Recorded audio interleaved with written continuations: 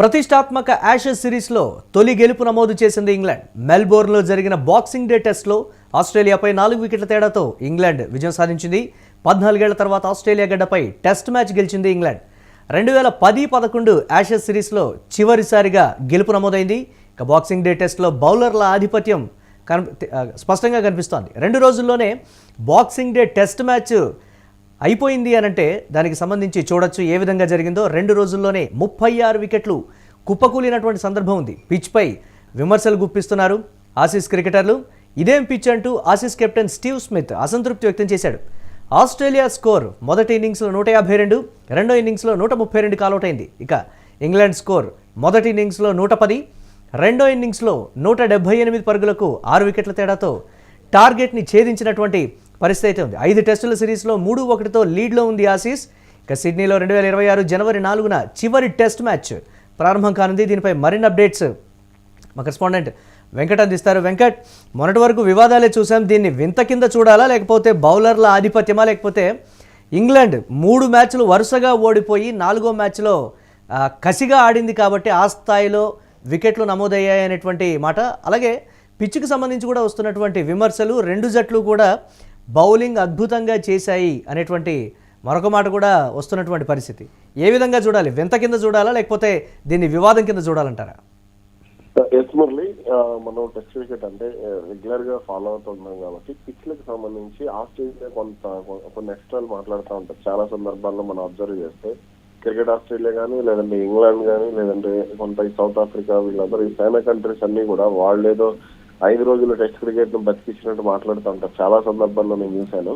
మన భారత్ లో జరిగే టెస్టులు, లేదంటే అహ్మదాబాద్ కానీ, లేదంటే కొన్ని చోట్ల హైదరాబాద్ లో జరిగిన, లేదా ఇంకో చోట ఈడెన్ గార్డెన్స్ లో జరిగిన, ఎక్కడ ఢిల్లీలో జరిగినా కూడా ఈ పిచ్లకు సంబంధించి అంటే 3 రోజులకి 3.5 రోజులకి టెస్ట్ మ్యాచ్ అయిపోతే భారత్ టెస్ట్ క్రికెట్ ను బతికించట్లేదు, భారత్ టెస్ట్ క్రికెట్ ని గొంతు పిసుకుతుందంటూ కొంత సోది మాటలన్నీ కూడా మాట్లాడుతుంటారు. కానీ ఈ యాషెస్ సిరీస్ లో చూస్తే 4 టెస్టులు 13 రోజుల్లో అయిపోయినాయి. ఇప్పటి వరకు జరిగినటువంటి యాషెస్, ఇప్పటి వరకు అంటే యాషెస్ చరిత్రలోనే అత్యంత షార్టెస్ట్ యాషెస్ గా ఇది రికార్డులు సృష్టించబోతుంది. మరొకటి జరుగుతుంది అంటే ఇంకో టెస్ట్ మిగిలింది, కానీ అది 5 రోజులు జరిగినప్పటికీ కూడా 18 రోజుల్లోనే 5 టెస్టులు అయిపోయినటువంటి చరిత్ర ఈ యాషెస్ మూటగట్టుకొని ఉంది. దీనితో అంటే ఆ పిచ్ చూస్తే, నిన్న పిచ్ స్వభావం చూస్తే, నేను దాదాపుగా అంటే ఫస్ట్ ఇన్నింగ్స్ లో కొంత పిచ్ అనుకూలంగా లేకపోయినా ఆస్ట్రేలియా 84కో 85కి 5 వికెట్లు పడ్డప్పుడు వాళ్ళు ఖచ్చితంగా ఒక 250, 300 స్కోర్ అయితే చేయగలుగుతారు. ఇంగ్లాండ్ ఒక 140, 150 ఆల్అౌట్ అయిపోతారు నేను అంచనా వేసుకున్నాను. కానీ సినిమా చూస్తే చాలా డిఫరెంట్ గా కనపడింది. ఫస్ట్ ఇన్నింగ్స్ కి, సెకండ్ ఇన్నింగ్స్ కి ఆస్ట్రేలియా 152కి ఆల్అౌట్ అయిపోయింది. ఇక ఇంగ్లాండ్ కొంత ఏదైతే బస్ బాల్ కాన్సెప్ట్ తో దూకుడుగా ఆడే ప్రయత్నం చేసి వాళ్ళు చేసినా కానీ సక్సెస్ కాలేదు. చివరికి 110 పరుగులకు ఆల్అౌట్ అయిపోయారు వాళ్ళు. ఆ తర్వాత రెండో ఇన్నింగ్స్ వచ్చేసరికి కొంత ఆస్ట్రేలియా మెరుగవుతుంది అనేది నేను అంచనా వేసుకున్నాను. అంటే ఆస్ట్రేలియా కనీసం ఇంగ్లాండ్ కు 250, 270 వరకు టార్గెట్ ఇస్తుంది. అలాగే ఫస్ట్ ఇన్నింగ్స్ లో 45, 46 దాకా లీడ్ ఉంది కాబట్టి అన్నట్టు లెక్కేస్తున్నాం. కానీ తీరా సినిమా చూస్తే ఆస్ట్రేలియా సెకండ్ ఇన్నింగ్స్ కి 132కి ఆల్అౌట్ అయిపోయింది. ఆ 2 కలుపుకుని 172, 173 పరుగుల లక్ష్యాన్ని వాళ్ళకి నిర్దేశించినట్లుంది.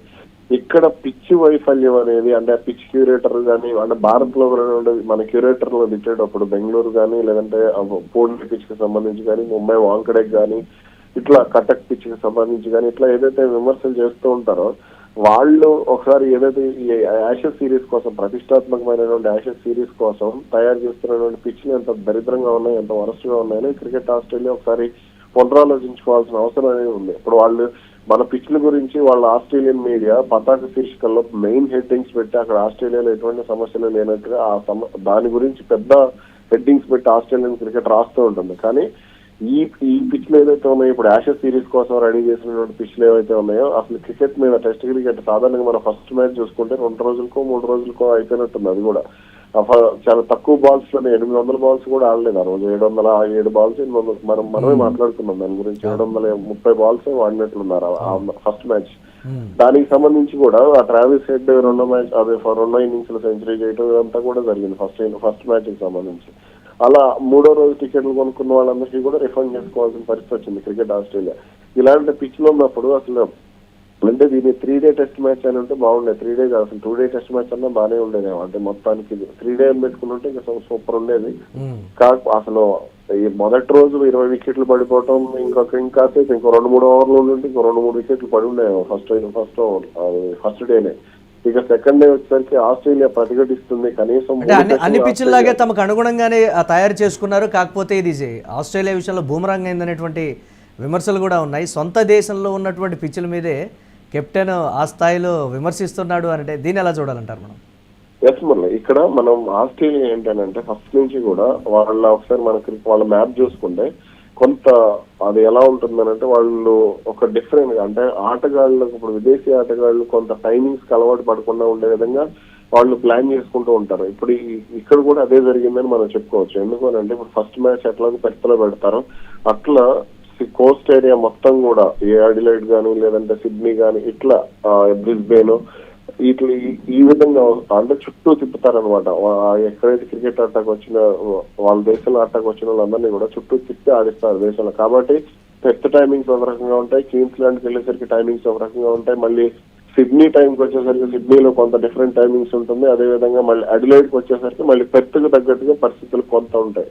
కాబట్టి ఇవంతా కూడా మైండ్ గేమ్స్, అదేవిధంగా పిచ్లకు సంబంధించి కూడా ఒక స్పష్టమైన ఇప్పుడు డే అండ్ నైట్ టెస్ట్ కూడా పింక్ బాల్ వాళ్ళకి అనుకూలంగా ఉండేటట్టు పిచ్ రెడీ చేసుకుంటారు. అదేవిధంగా షెడ్యూల్ కూడా అదే విధంగా కొంత దాదాపుగా అలాగే రెడీ చేసుకుంటూ ఉంటారు. ఏదైతే గ్రౌండ్లను ఫైనల్ చేసేదో వాళ్ళ ఆతిథ్యం ఇచ్చినప్పుడు. ఇప్పుడు తర్వాత అడిలైడ్ లో జరగబోయే టెస్ట్ విషయంలో కూడా వాళ్ళు కొంత ఇలాగే ప్రణాళిక రెడీ చేసుకున్నట్టుగా కూడా తెలిసింది. ఆ పిచ్ కూడా దాదాపు బౌలింగ్ అనుకూలంగానే ఉండే అవకాశం ఉంది జనవరి 4th నుంచి అనేది కూడా వినపడుతుంది. Yes right, thanks for updates Venkat. ఇక 2 రోజుల్లోనే టెస్ట్ మ్యాచ్ ముగియడానికి సంబంధించి స్వదేశంలో ఉన్నటువంటి పిచ్చుల మీదే కెప్టెన్ గ్రేమ్ స్మిత్ చేసినటువంటి కామెంట్స్ కూడా మనం చూస్తున్నాం. మొత్తం మీద అయితే బౌలర్ల ఆధిపత్యం కావచ్చు ఇతరత్ర 2 రోజుల్లోనే 36 వికెట్లు కుప్పకూలాయనంటే సరే బౌలర్లు కూడా ఇక్కడ ఆధిపత్యం చెలాయించారనేటువంటి మాటతో పాటు ఆ పిచ్ విషయంలో కూడా టెస్టుల విషయంలో టెస్ట్ క్రికెట్ని బ్రతికించాలి అని సీనియర్స్ చెప్తున్నప్పటికీ కూడా T20కి అలవాటు పడ్డటువంటి వ్యక్తులు, అలాగే ఫాస్ట్గా క్రికెట్ని ఆడేటువంటి తత్వం కావచ్చు, తక్కువ బంతుల్లోనే ఎక్కువ పరుగులు చేయాలనేటువంటి తత్వం కావచ్చు, ఇతరత్ర అన్నిటికీ టెస్ట్ ఫార్మాట్కి, వన్డే ఫార్మాట్కి, T20 ఫార్మాట్కి ఉండేటువంటి డిఫరెన్సెస్, ఆ T20లో ఆడేటువంటి ప్లేయర్లు కూడా టెస్ట్ మ్యాచ్లో ఆడుతున్నారనేటువంటి విమర్శలు రకరకాలైనప్పటికీ కూడా ఫార్మాట్కి తగినట్టుగా ప్లేయర్ని మౌల్డ్ చేయాల్సింది పోయి పరుగులు సాధించడమే ధ్యేయంగా ఆటలాడితే బౌలర్లు ఇదే విధంగా విరుచుకుపడతారనేటువంటి దానికి సంబంధించి కూడా రకరకాలైనటువంటి పాజిటివ్ ఏ విధంగా ఉందో అలాగే నెగిటివ్ కూడా ఉన్నటువంటి పరిస్థితి. బట్